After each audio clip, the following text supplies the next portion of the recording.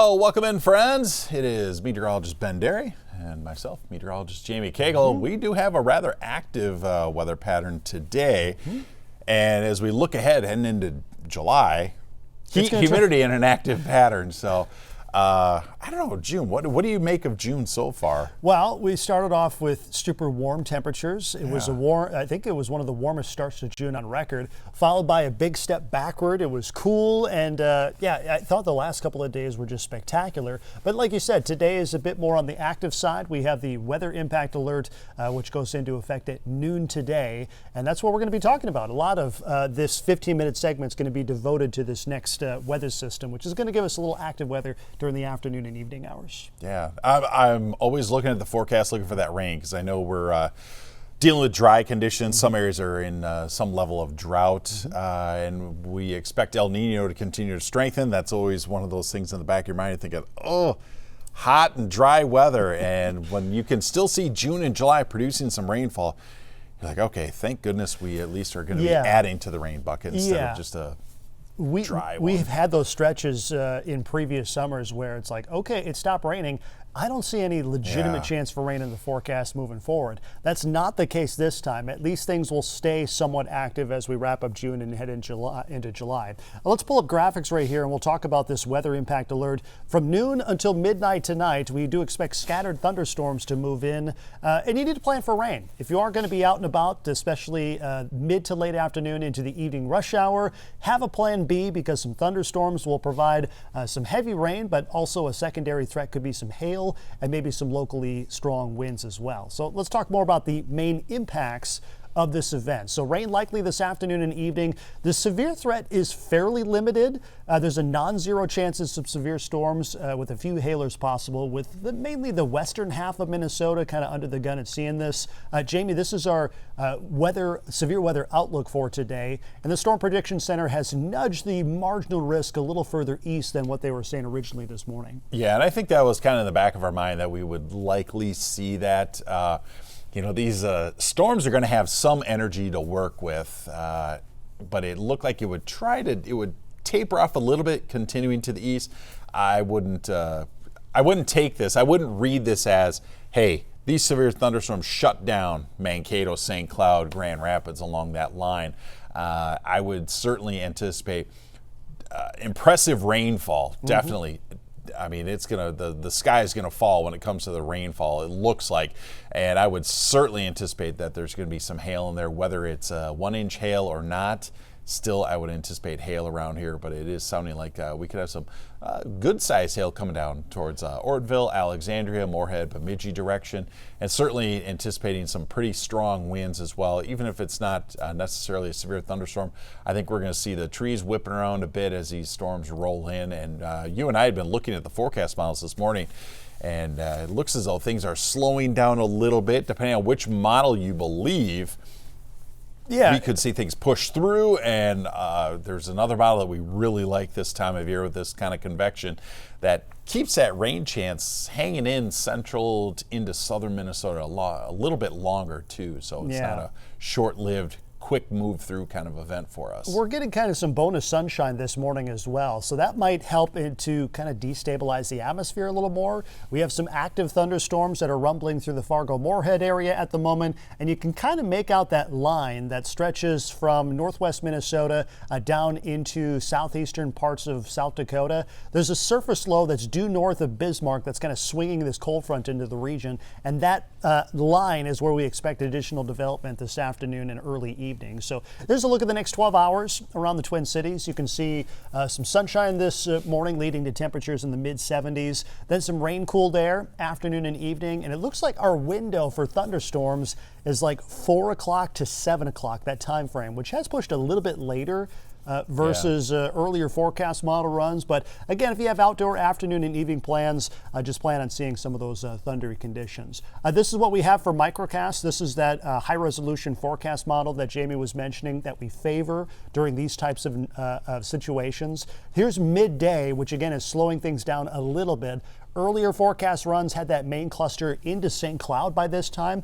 It looks like that might be a little more delayed, probably not until maybe 1:30, 2 o'clock, that time frame. But you can see still active weather up towards the Iron Range, Brainerd, down towards St. Cloud and Wilmer as things kind of blossom up as we get into those peak daytime heating hours. And this is probably our window of seeing some severe weather, where you can see some dark red, some purples in there that would indicate some of those discrete cells that could produce some decent hail.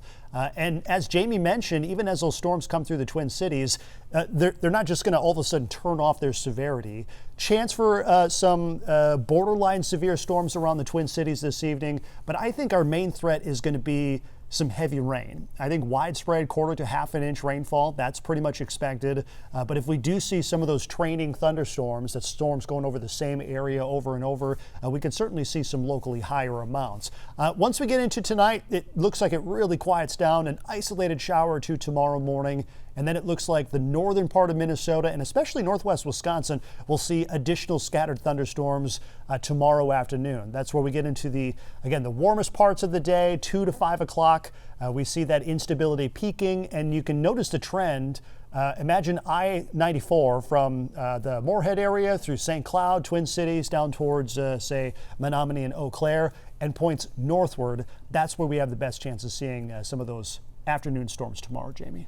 Yeah, that low is a very slow mover, and with that low still kind of hanging out here just to our northeast, that'll wrap that rainfall in. Like you said, the I-94 corridor and to the north, so there's your isolated storm chances. But as you mentioned, better chance in northern Minnesota for those passing showers and passing heavier showers with some claps of thunder. But for tonight, with this system slowing down, it does opens that window up as you go mid-afternoon into the dinner hour, probably our best chance for some of those thunderstorms. But certainly, I would anticipate we should be keeping a close eye on the skies as we get a little bit closer to that 2 o'clock window. And then you watch for Friday, some storm chances there.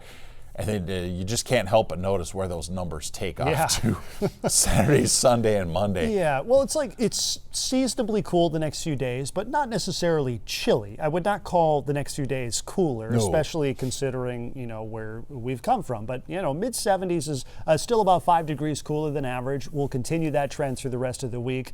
Mainly dry on Saturday, taking the rain chances out of there. And then on Sunday into Monday, chance for some thunderstorms. So it looks like Monday could be a little bit on the wetter side. And as Jamie mentioned, those numbers really start to bump up. We see a significant shift with our weather pattern that brings us more heat, more humidity, which is fuel for these thunderstorms, and we enter this southwest flow pattern, which is going to feed us those active systems, those systems traveling through, giving us those storm chances. So this is actually good news for us because a lot of times we get to this time of year where you have this big ridge of high pressure, this heat dome that just sits on top of you. It blocks any weather system from moving through. It's basically just hot, hazy, humid for like weeks at a time. We're kind of on the edge of that, which is still going to give us those rain chances.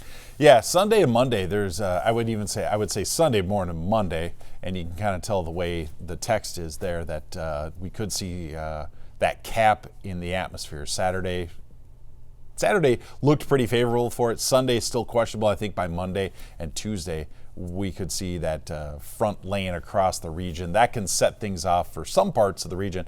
But when we talk about this, and you're going to hear more and more of this in our conversations, is this cap where it's actually going to be significantly warmer aloft, and that just holds everything down. So Sunday's forecast, I wouldn't be surprised if we see some changes if that boundary meanders a little bit.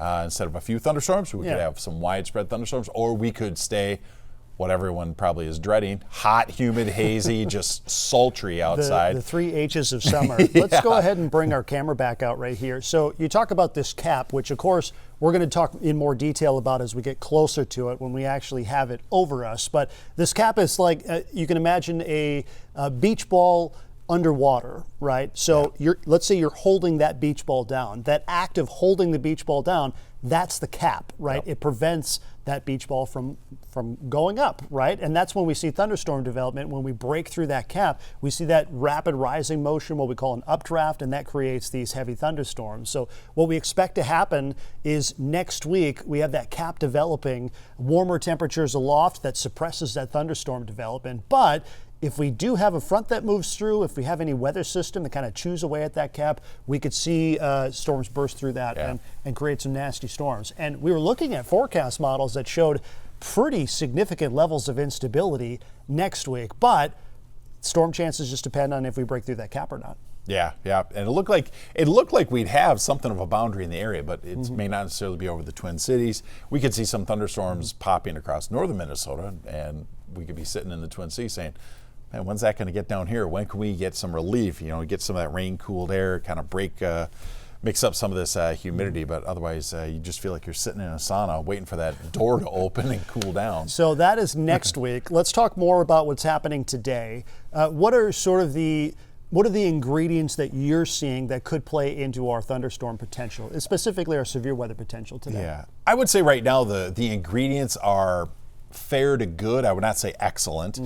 We don't have high levels. We'll throw some words out there. CAPE, convective available potential energy. Yeah, it's an energy. It's a very storms. fancy word to say just the fuel just sitting there waiting to, you tap into that fuel. And we, instead of measuring fuel by gallons like you would on your car, we measure joules per kilogram. So again, kind of some fancy big words to throw out at you, but there's that's not like, a that's lot like the of size of the beach ball. Yeah, there you go. Yeah. There you go. So the gas tank, instead of being like full of premium fuel, we're maybe a quarter tank possibly. Yeah, sure. We're not running on fumes, but there's some in there. It's going to get us somewhere. We have a little CAPE. Yeah. It's not a lot, but it's enough. Yeah. And we have a triggering mechanism. We have this cold front, which is kind of occluding right now, but it's still a front that is kind of helped to lift that parcel up so that we can get some free convection. Our low is sitting to the northwest, and we saw that upgrade to the low potential for the tornadoes there. So there is a shear environment. It really favors northwest, west central.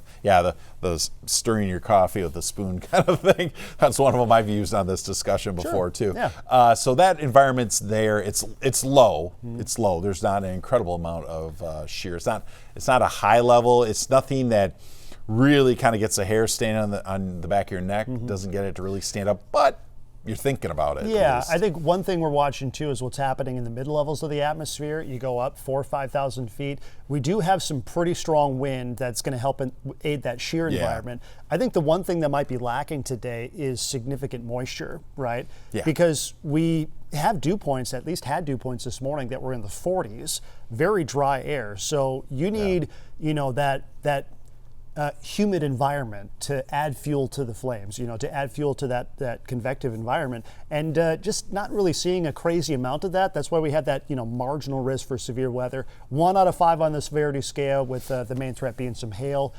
Can't rule out an isolated tornado, but that's kind of a secondary or even a third threat. Yeah, you'd like to see dew points at least in the low 60s.